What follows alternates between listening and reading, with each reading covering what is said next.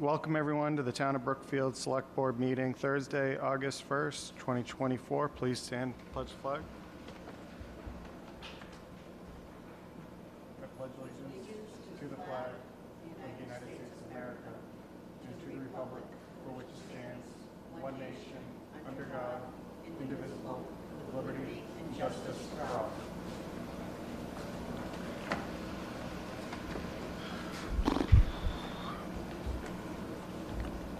All right, this meeting is being recorded and live streamed on YouTube. First on the agenda, Town Treasurer Harper's payroll add-ons discussion. Sharon, come on up.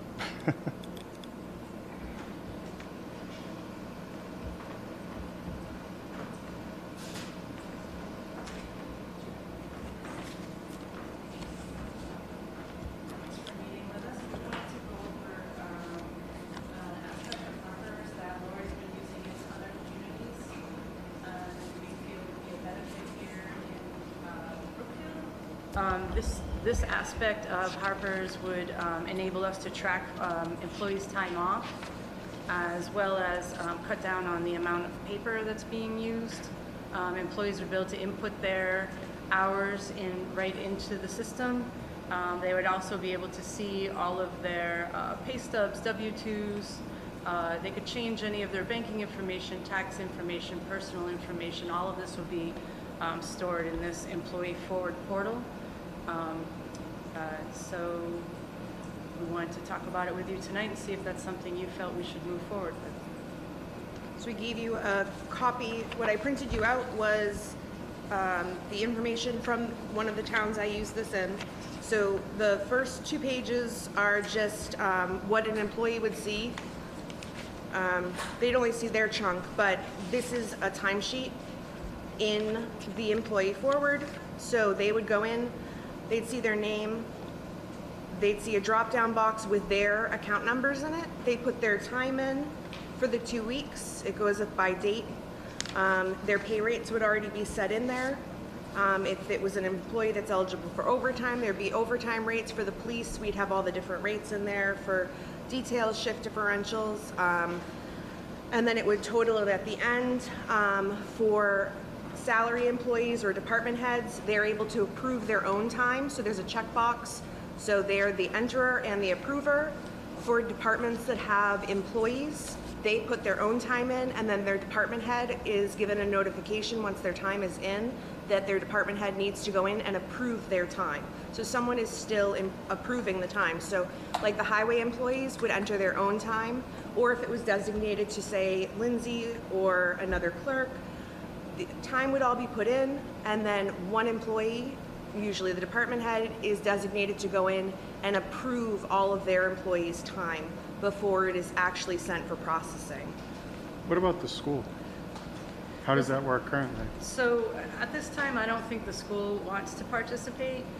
So we'll make sure that we have everything set on the town side so we can move forward with what we'd like to do. We do plan on talking with Superintendent Boyd and just seeing if it's something maybe they would do in the next fiscal year. Because they have different software systems, they're a little leery of, can this system tie into their system? Can we create a file that they can upload? So we'd like to get that information from Harper's, and then we could approach Superintendent Boyd and say, you know, we've already done the background work.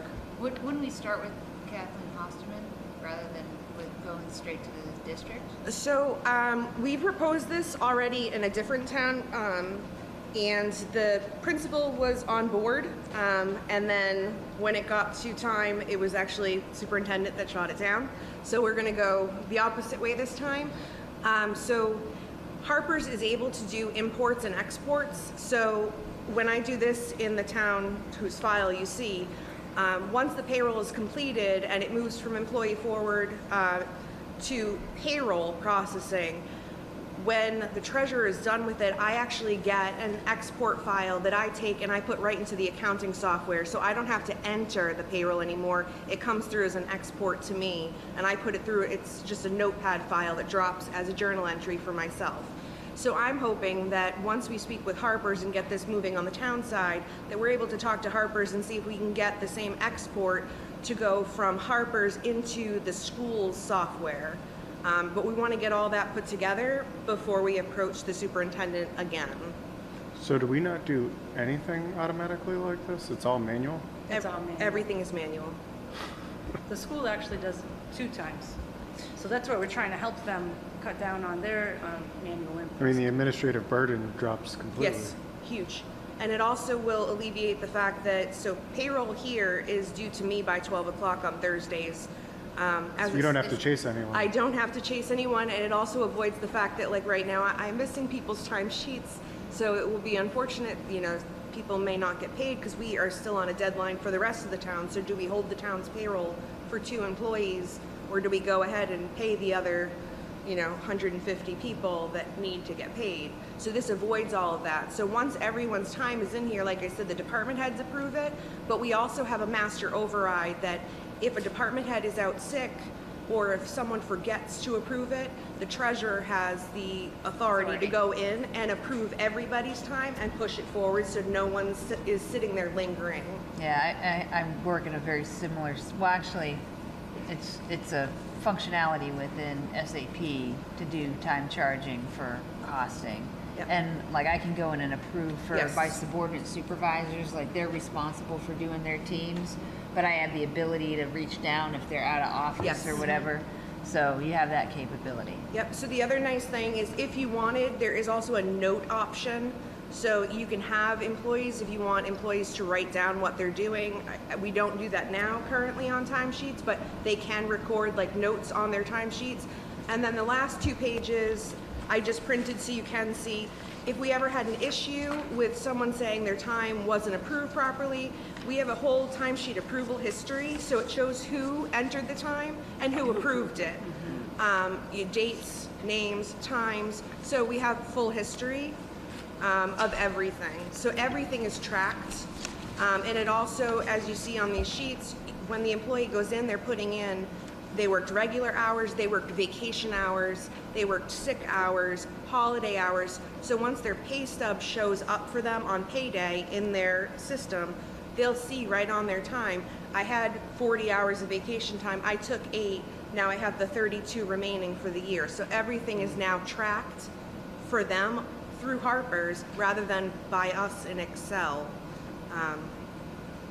And so how does this get paid for? How's it being funded? That's why we're here. So what is the cost? So the estimated cost for this year would be somewhere around $12,289. And that's for the first year because that's also including some implementation costs. They're setting up everything in the background.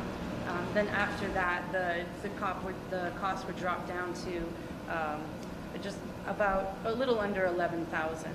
So in our budget currently, we have 7,500 for Harper's. So we're Yes. hoping that you would approve $4,700. So the Harper's is additional, paid out of, the additional cost to us is 5,000, is that roughly? About that, yes. Okay. So it's not really 12,000, No. the additional, okay. Oh, because that's the total Harper's Yep. charge. Yes. Yeah. I'm good with it, just, short How do presentation. we, So I'm good with it. I have just a couple of questions, and then I want to solicit some ideas regarding the funding. So the first one is something that's been historically an absolute goat rodeo. It has been tracking time off and That's- personal time and stuff. So would that get mitigated All by in this? here. Yes. Because Yes. then people would be signing up, hey, I used a personal day, hey, I used a vacation So we'll day. get good starting balances by Okay. what Sharon has already, what department heads have. We'll put everything together and it will go right into Harper's with starting balances based on the day we decide to start. So we can roll this out for, say, September 1st or October 1st. Those starting balances would go in, and every time an employee puts 8 hours off, they have to make sure they're putting the right codes, which obviously Sharon will be verifying as well. And I will be verifying on their timesheets because these all get printed to both of us. It will keep getting deducted. And then we have options for setting, does sick time expire on June 30th? We can set all those parameters inside Harper. So, does it set this person gets new time starting July 1st. So everything is set by us inside of Harper's. And if somebody makes a mistake and it says they took vacation time, but they meant to say personal time, we can fix that in the back Yep. end. So it's not, set in stone. We And can so fix take that. like the police department that's a union, you'll be able to track them Oh, as yes. well. Yep, everything. This will alleviate the mess that we've That we always had. had, yeah, Tracking will take absolutely. out. Yes. Yeah. As the accountant, do you have any recommendations from what our funding source options might be? Sure. So it's approximately $4,700 extra for this year because we already have the original amount for Harper's. So I had told Sharon we have a few options. We could, because this was unknown to us when we started the year, we could obviously go for a reserve fund transfer from finance. Our other options are I could sit down and go through what was actually built into the technology budget for this year. I'm unsure what was originally put in because that's where we pay for Harper's. It all comes out of technology because it is a software. So I can sit down and figure out what we actually decided to pay for this year. Start there. But I don't think, is that the same one that's supposed to be for the website where there's no money? There's a ton of money.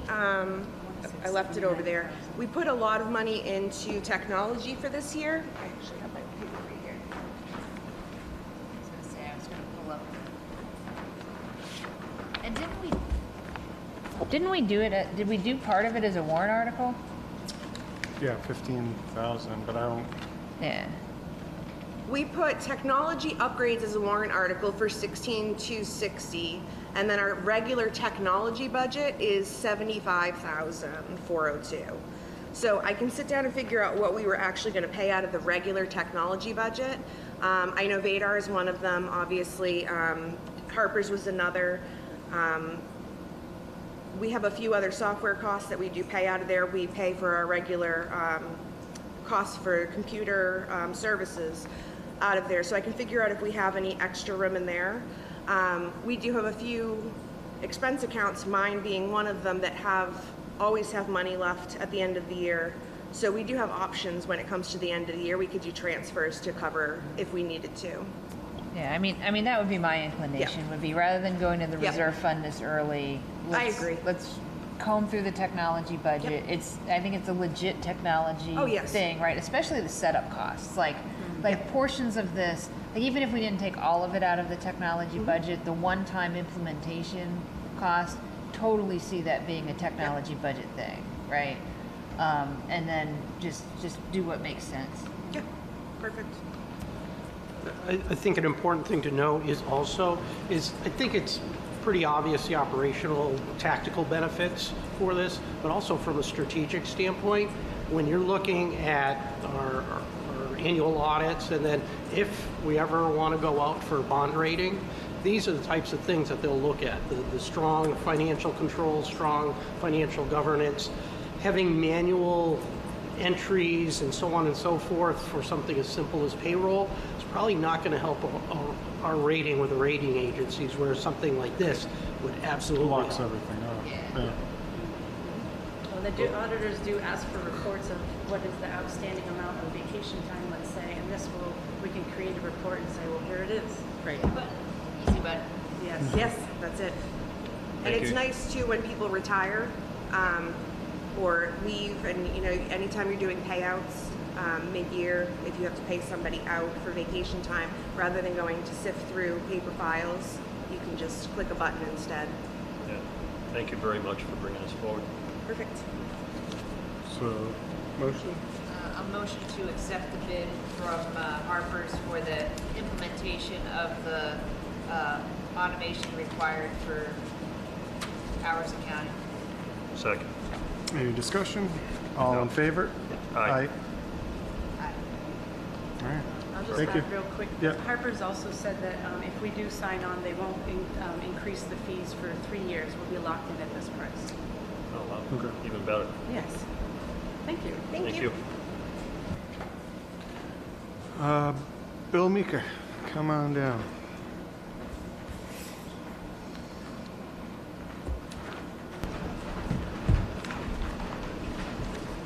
Good evening.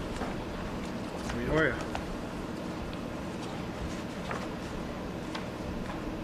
So, we have four So- members. Yes. So I think part of the reason why I brought this up is because I was just named chair of conservation, and there's some question of how many members we actually have, how many active commissioners. And checking with Karen, there are people who haven't been on since 2022 who are still listed as active in some of these roles. Also, there are people who are active commissioners who have not participated. Candace Bombard, since I started in October, has been to 2 meetings. I think, did she end up resigning? She called her and she said She resigned. she's resigning. Okay. She said she would send me an email. She hasn't sent it yet, and I don't have it. She Okay. told me a while ago. But she definitely said she resigned. And also, Dave Pratt said that he had sent a letter to one chairman of the committee saying that any town clerk saying he resigned in March, that they didn't do our office either.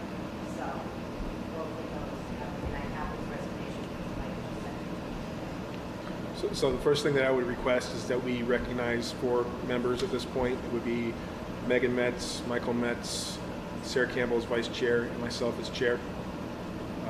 I don't know if there requires any vote or acceptance of that. Do you want because to of the change your current, I mean, you have 7 members available, 7 slots. Do you want to keep it at 7, I guess? Yes. Or, okay. process. Yes. So then we have 3 openings. And So you need help? we will need help, yes. I think there's 1, possibly 2 individuals right now who would like to come forward. I kind of wanted to put somewhat of a process in place for this, just to make sure, like, I think it's not a great idea to not be able to contact a member. So Candace, we didn't have an active email. I had a disconnected phone number. So I was chasing her around for over a month, just trying to figure out what was going on. So maybe even a volunteer form just to put that basic information in Making there. a commitment. I mean, Yeah. I feel like in this day and age with how fast things change, I That mean, information is always on the appointment slip, and Candace's appointment slip, I pulled it from Mike, and it wasn't, and I called her, she answered, and you must have had some old information, so you can always look at when they get sworn in, Mike always makes sure he gets their phone number and their email. Okay. So that's helpful. Yeah. So that's one portion. Second, I think we did discuss before about the appointment process. The commission has requested that we not have ultimate say, but some sort of input in terms of vetting the individuals, just to make sure that they meet requirements and they're not going to be somebody who I mean, I think they should really kind of interview for the, I normally, mean, yeah. not a formal interview, but. Yeah, exactly. Just Yeah. kind of meet them and go through the process, and that's one of the things I wanted to ask and see if that's appropriate or not. Well, from my perspective, if you send it to us, then I think the process should be that we We appoint, take- yeah. right? So, but in the past, the selectmen generally, when I was selectman prior, that we would be introduced to the individual and we get to meet them, and so, but I'm not gonna micromanage your end of it. If you send something forward, unless one of the board members had a issue, then I think, from my perspective, they would get appointed. But I'll let you speak, Beth. I think you were going about this at the same time. Yeah, I was going to say is that historically speaking, if committees want to be involved in finding their members and bringing them forward to the board, it's never been an issue. I don't know that we've ever formalized the process because usually people are very hand-to-mouth trying to find volunteers. Sure. So there are times when both groups, both like in a situation like yours, we might all beat the streets. You all might beat the streets if we're lucky, and we actually found 4 people for 3 slots. Then, you know, obviously we'd want to come up with some sort of process or criteria for deciding who goes on. But I don't see any problem with them treating the Conservation Commission as their own like screening committee, with us still having the final authority, yay or nay, Thank is you. fundamentally how it would work. I just think we're under the microscope so much at this point. I'd like to be as transparent as possible. It's one of the most critical committees that we have in the town, So- fundamentally. It's really one of the biggest asks that I had at this point. So we do have 3 openings available. I think we're going to work with the clerk to have that posted and hopefully have at least one person by the next meeting to come in front of you. I don't know if you have any suggestions there or not for filling these 3 vacancies. Currently, I don't. I've started to reach out to people to see if we can find, folks that, my biggest concern is whoever comes on needs to read the 21 pages of Mass General Law or CMR regulations and be willing to apply it uniformly across all comers, fundamentally. I think that's the primary key, is to understand what the requirements are and that we need to be uniform in our application of that. Yeah. So we do have, and this is something that we're going to work on policy as I'm going forward as new chair, but we do have a requirement in place that all members are supposed to take the open meeting law training, but also we are members of Mass Association of Conservation Commissioners, and there are 101 to 105, those are the fundamental courses, and we do have money that we're going to try to allocate for that. At least everyone should at least take those, but at this point, unless things change, we're paying, the town is paying for these people to be members of MAC, so they should be utilizing those resources. So that's kind of the way going forward. Knowing how to delineate, or what the process of delineation of wetlands is a key point, and I think would make things go a little bit better. And especially knowing the laws, working with DEP, and having a better understanding of what the regulations truly are versus what we've implemented in the past. Fair? Yeah. Sounds good. That's all I have. Thank you. Thank All you. right, thank you. Thanks. One-day pouring permit, Shelby. Do you want to come up? You don't really have to, unless. I make a motion to approve Oak Home Brewery for a 1-day pour at 80 Lake Road. All in favor? Aye.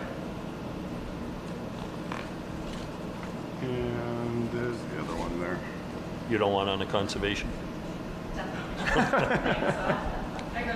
We can find somewhere to put you.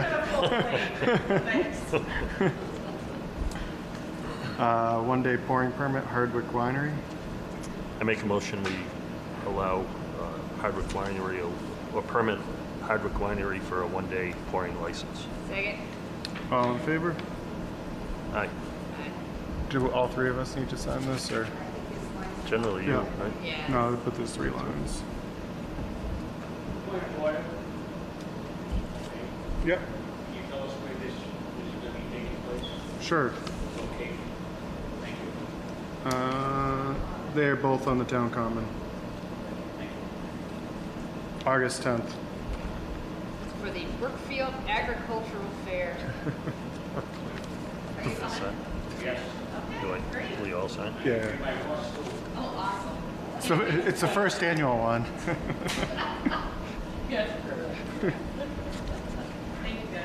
Thank you. Yep, you're welcome.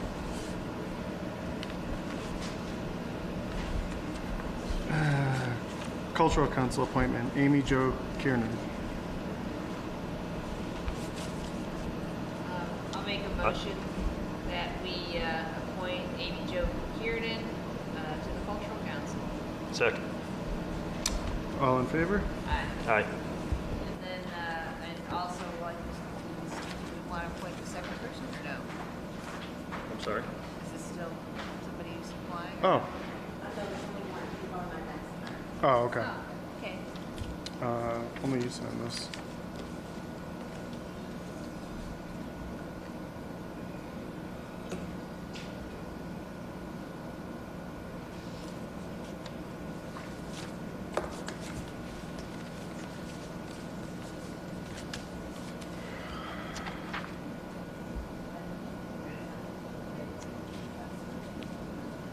Oh, yeah. Oh, Discussion regarding the highway department grader. History, former use, repairs previously. We don't have anything. Yeah, actually, I had intended to get some information and didn't get it yet. So Do we want Did a to little- pass over? we could either pass over it or we can start the conversation, and then if we want, we can make a decision about how to put it on the next meeting. Okay. If that makes any sense. So, in talking to both some residents, talked a little bit to the highway super, but not nearly as much as I wanted to. Like, I'm okay if we want to declare it excess. We did put some money into it to keep it on the road. I understand that we don't think we're going to get the type of snow that we've historically used it for, right? Not the right use of it anyway. North Brookfield did an okay job on East Main Street, but they did leave a bunch of material alongside of the road in a way that I think if we're going to let them do it, I think we need to really have some discussions about what kind of cleanup we need to do after them, or else ask them to actually tidy the edges of the road when they're doing Well, it. I mean, with if their they're grader. doing it for free.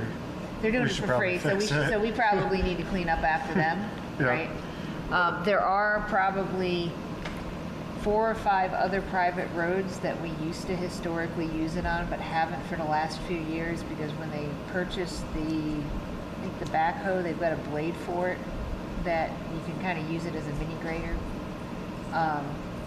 So if we choose to do any type of grading on the private roads, we would still have the capability, but it's just kind of a judgment call. I'd like to find out what money we dumped into it and why. And, you know, yeah, it leaks. I think you could pick up all the kitty litter and use what we used to use in the Army, because those things, even when they're perfect, right, they leak like a sieve, right? We just used to have metal trays we stuck under the So are thing. we really using that for just more snow removal then? Most of its usage has been snow removal over the last few years, from what I understand.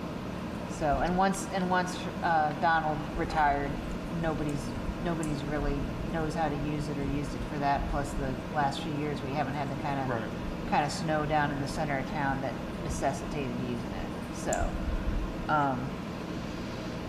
like I said, it's kind of a judgment call though, because there are some roads we used to use it on. Would we use it in the future? I don't know. I think some of that is just dependent on what we want to train folks on and what we would want to, do we want to pay to continue to maintain the equipment, right? What work's been done, what work is actually needed. The one thing I have heartburn with is, yeah, it's parked there, yes, it leaks.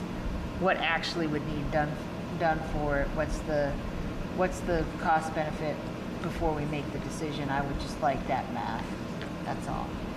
So my take is when North Brookfield did the grading of East Main Street, the highway department should have been more involved in working with them and not pushing the debris off to the road edges, right? So that shouldn't have happened, and whether we ask them to do it again for free, right, we should do our end of it. Agreed. So, and then secondly, as far as repairs, there are just constant leaks on it. I think a better method of collecting the hydraulic oil that's leaking would be the use of pails rather than 3 to 5 yards of dirt underneath it to absorb the oil. That's what I'm saying. Yeah, Is so that if it stays, Yeah. they just need to get the flat pans that people use to. exactly. Is Yeah. it at the And then pump or is it the hoses? There's, if you see one of the graders, it's a I've never looked 50s, at it. it's a 1950s model grader. It's totally obsolete. It's a standard transmission, which was probably good at the day, but even in 2000 it was antiquated, right? So, and then the fact that we used it for snow, it was more to push snow bankings back. Yep. The problem with it is, if we got someone in there that didn't know what they were doing, They're just wipe out all the guardrails and you would do it so quickly. You wouldn't it even would know. be catastrophic. Yeah. So, and frankly, I think Bruce Clark was the last one that ran it. Donald didn't even run that as a highway individual, so he could make it move forward and back, but he didn't use it for. So I just see it sitting there, and I see it as a hazard. If we do end up selling it, we're going to have to put batteries in it. We're going to have to get the fluid up to a level so that it can be moved out of the building. But I I see where you're going with it, Beth, but And like I knowing said, the I'm fine. vintage, that I just think it, I'm fine with it going. I just want to make sure that, again, it's a transparency thing. How much have we dumped into it the last few years? Why did we dump the money into it? I think we need to get some rules of the road in place around things like economic repair cost. I always forget the formal term for it, right? We need to Right. really establish some standards on our I think equipment. we're gonna, when we do like the capital thing that I Yeah. had talked about, I think Yeah. that we'll address that then. Yeah. So I agree. So I agree it probably should go, I think, but it needs to be part of a broader discussion. One, how do we handle the partnership with North Brookfield and the work that they do and making sure that what's left behind is appropriate, and that, like you said, would be our guys' role and responsibilities, Right. right? And then just to, what is it even going to cost to get a battery in there and get it out, right? Or if you sell it in place as is, where is, there's a opportunity cost there because people can't test, whether it works or not. So I think there's some value in putting the fluid, putting the battery in it, allowing people to come on site to inspect while it's up on municipal bid, but let's be smart about how we're doing the decision making and how we're doing the execution on disposing of it. With regards to the, I guess, economic analysis that seems to be the consensus of the board, in talking with Pete, he did indicate that there was a similar model that's out on one of the municipal bid sites. And I don't know if it's actually closed by this point, but at the very least, it could give us a general ballpark to say, yes, there is a market for this. And if there is, what we could expect per return. So obviously, we could weigh that versus whatever benefit we may have in keeping it.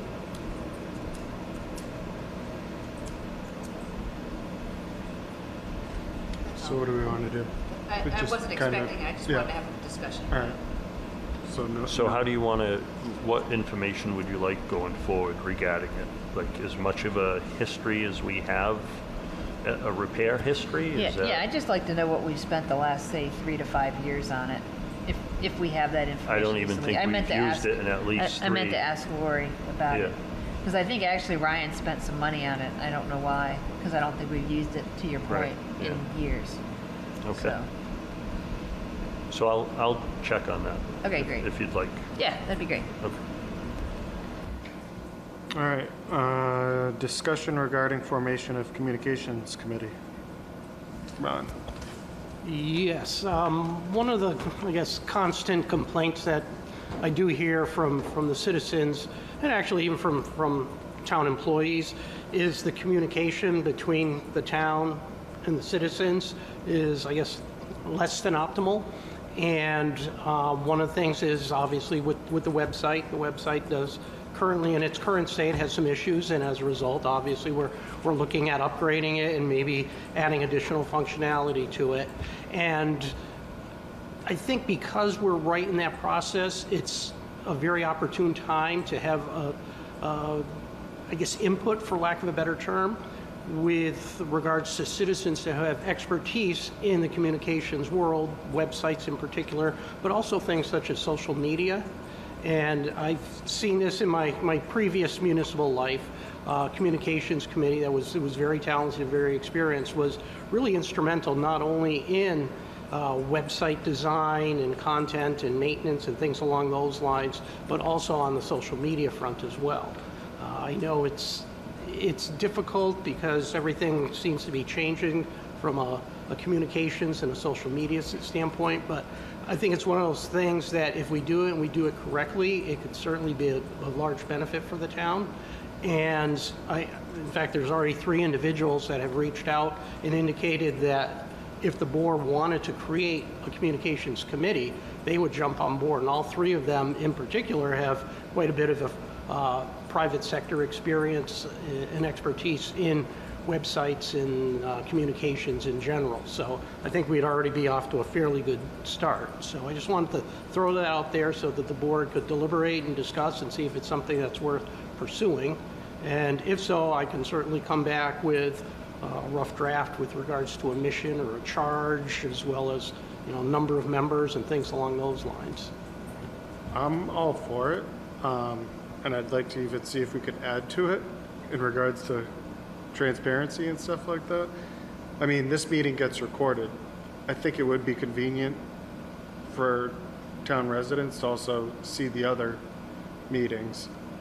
Maybe people on the communications committee could help volunteer.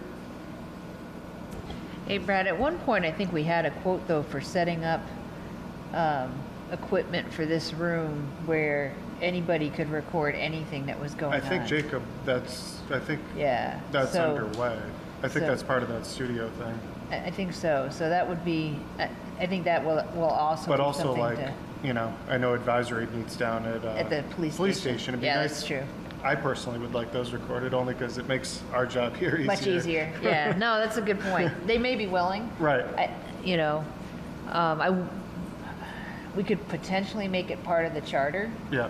you know, but that also Not a might. mandate, but maybe. Right, and we may want to talk about a structure relative to maybe there's a certain number of voting members, but that they're allowed to enlist a certain number of either alternates or volunteers that Right. could help support efforts like Right. that, Yeah. right? Kind of like cultural council. Yeah, exactly. All right, so am I safe then to take that as a proceed? Do we need to make a motion? I'll make a motion to have Ron bring us a charge for a communication committee. Second. All in favor? Aye. All right, marching orders taken. Discussion regarding the filling of the planning board vacancy. Yes, and as we're aware, we did have a member resign approximately a month ago, so there is an opening on the planning board currently. But in speaking with the planning board chair, there's also an associate member position that goes unfilled at this point as well. So there's really kind of two different ways to attack those different vacancies. With regards to the full member vacancy, since the planning board is an elected board, the Mass General Law indicates that the way to actually fill that is with a joint meeting or a joint vote with the planning board and the select board, each member of each board having one vote, majority vote, then gets the appointment. At this point, in trying to line up some scheduling, because I believe there may be a fairly large project that will be going before the planning board sooner versus later, and we want to make sure we have a full board at that point to be able to address that properly. Once again, in discussion with the planning board chair, they are having a meeting next week, at which point then they can decide when would be appropriate time to have that joint meeting with the select board. I offered up that the fact that we do have a meeting scheduled for the 15th, our regularly scheduled meeting, to see if they could shoot for that, and if not, then we'll potentially work around their schedule as well. But I just wanted to give you all a heads up with regards to that's how we would fill that particular position. And as we were discussing with the Conservation Commission, at this point it's probably beneficial and behooves all of us if we know of people that may be interested in serving on the planning board. I have a candidate for the planning board that I don't think we could find a better person for the planning board at this point in time. It would be Bruce Clark, our former water superintendent. So where with the major project that's going in front of the planning board being one where people are very concerned about water usage, water outflow, and he's been on the planning board before. He's scrupulous in his adherence to what the kind of the letter of the law. And I can't think of anybody that's got a better reputation for integrity and forthrightness in this town than Bruce. So, and he said that he's willing to go back on the planning board given how critical a time period it is right now. Frankly, if we could have Bruce send a letter of interest to the select board and the planning board, I think that would be a large first step forward in filling that position. Okay, I'll make sure he gets it in writing. Excellent. So is there an alternate position available as well? Correct, and the Yeah, difference so- between the full membership and the associate is the associate can actually be appointed by the select board, does Yeah. not need the joint voting, if you will. So This if we might- do have a second qualified candidate, then we have a position for two. Yeah. So I also spoke to Bruce, and he did indicate that he was interested, and I couldn't agree with Beth more about Bruce as a candidate for filling in. But the one question I have is for how long is the term that's remaining? Do you know? It would be till the next election. Oh, just till May? Yeah, till- Perfect. yeah. Yeah, good. And then, so any volunteers out there, we would like to get an alternate as well. Well, and we haven't decided that Bruce is it, but anyone interested should apply, and yeah. Yeah, and once again, I think the best bet is to apply in writing to the select board and/or planning board, Yeah. indicating your interest, whatever your qualifications may be, so that the two boards can deliberate and vote with, I guess, a full picture, if you will. Yeah, as well as seeking people that want to give their time to conservation as well, yeah. So maybe we could speak to the alt boards clerk to have them post both of those. Will do. Yeah, good. Thank you. I'm good. All right.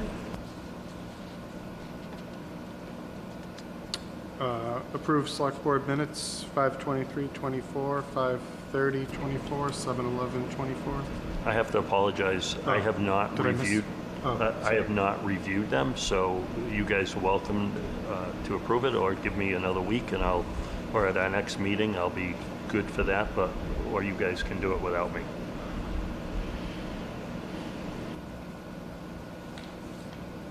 Do you want to pass over? Or? Pass over. We pass Let over. Rich have a chance to read. Thank you. I don't have any items, and I guess that concludes. Are we going to close out of this session? Well, actually, you do need to make the motion to enter into executive session first. I'll give you a motion to adjourn out of open session and enter executive session under exception 1 to discuss the reputation, character, physical condition, mental health, rather than professional competence of an individual, or to discuss the discipline or dismissal of, or complaints or charges brought against a public officer, employee, staff member, or individual. The individual to be discussed in such an executive session shall be notified in writing by the public body at least 48 hours in advance prior to the proposed executive session, provided, however, the notification shall be waived upon written agreement of the parties. Public body shall hold an open session if the individual involved requests that the session be open. And I would say that we would adjourn directly from executive session. So, Second. hold on. Oh. Or, yeah.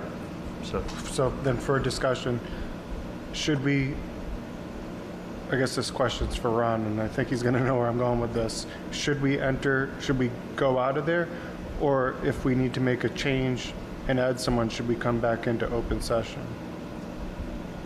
Well, with regards to the executive session, you can certainly, as Beth had indicated in her motion, to not re-enter Yeah. the public portion of the meeting, so in essence, adjourn the public portion Right, of it. but what I'm questioning is if we should maybe not adjourn, if we need to make a change. to appoint someone else? Right. Yeah, but unfortunately, that is not on the agenda, so I think we would have Oh, to, okay. yeah, All right. we All would right. have to Catch address that that next at our meeting. next All right. meeting.